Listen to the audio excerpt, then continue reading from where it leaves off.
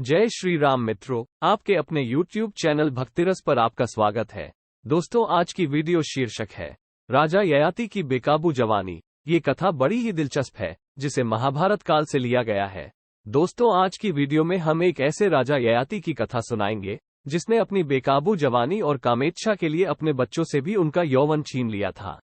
दोस्तों, आपसे निवेदन है कि वीडियो को लाइक और शेयर करना मत भूलिएगा। इसी आशा के साथ चर्चा आरंभ करते हैं। दोस्तों, पौराणिक कथाओं की माने तो ये बात तब की है जब महाभारत काल में अमरावती में राजा ययाति राज करता था। राजा के सिर पर हमेशा से ही काम के बादल मंडराया करते थे।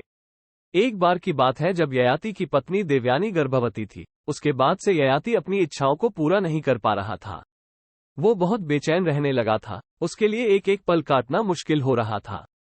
तभी एक दिन महल में घूमते घूमते एक दिन उसकी नजर देवयानी की दासी शर्मिष्ठा पर गई। दरअसल शर्मिष्ठा कोई दासी नहीं बल्कि एक राजकुमारी थी। वो सिर्फ अपने पिता की वजह से देवयानी की दासी के तौर पर महल में रह रही थी।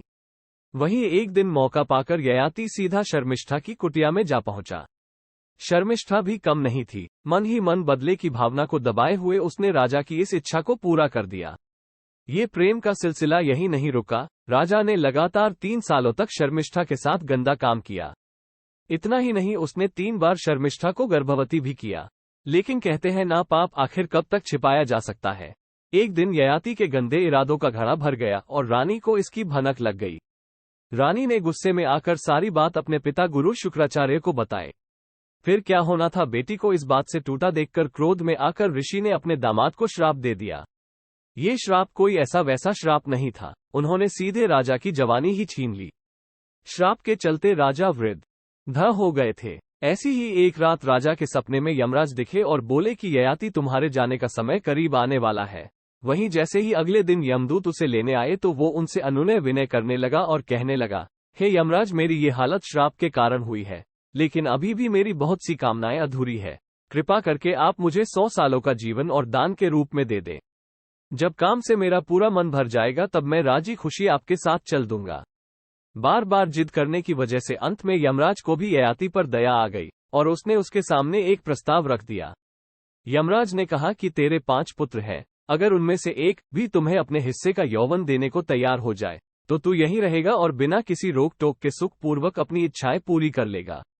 इसके बाद वो एक एक करके अपने सभी पुत्रों के पास गया और बेशर्म होकर अपने पुत्रों के सामने यौवन की याचना करने लगा, लेकिन उसके सभी पुत्रों ने उसे मना कर दिया। पर अंत में बस शर्मिष्ठा का छोटा पुत्र पुरु इस बात के लिए राजी हो गया। उसका ये त्याग देखकर यमराज पुरु को समझाने लगे कि पुत्र, तुमने अभी देखा ही क्या है, क्या तुम इसे संसार के भोग को भोगने की इच्छा नहीं रखते?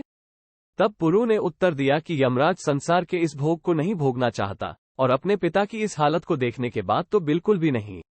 दोस्तों, पुरु से प्राप्त हुए यौवन के बाद एक बार फिर से ययाति अपनी अंधाधुंध काम की भावना को पूरा करने में लग गया और कब इन सब में 100 साल बीत गए उसे पता ही नहीं चला। फिर क्या था, एक बार फिर मौत उसके सामने आकर खड़ी हो गई।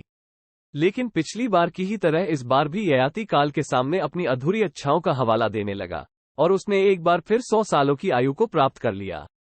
ये 100 साल भी ऐसे ही बीत गए। वहीं इस तरह करते करते मौत उसके सामने 9 बार आई, लेकिन उसे हर बार जीवनदान मिलता रहा। अंत तक जब 1000 सालों तक का गंदा काम बिना रुके करने के बाद भी उसे तृप्ति नहीं मिली, तब उसने पहली बार यमराज के सामने अपनी व्यथा को सुनाया कि भोगों को मैंने नहीं बल्कि भोगों ने मुझे भोग लिया। जिसके बाद राजा ययाति ने अपने पुत्र से ली हुई जवानी उसे लौटा दी और उसको यही सलाह दी कि कभी भी भोग के रास्ते पर मत दौड़ना।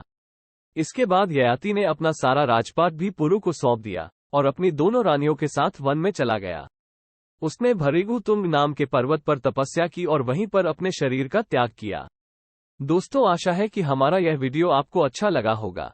अगर वीडियो अच्छा लगा हो तो वीडियो को लाइक और शेयर कर देना और इसी प्रकार की भक्ति कथाओं के लिए हमारे चैनल को सब्सक्राइब कर लेना। जय श्री राम।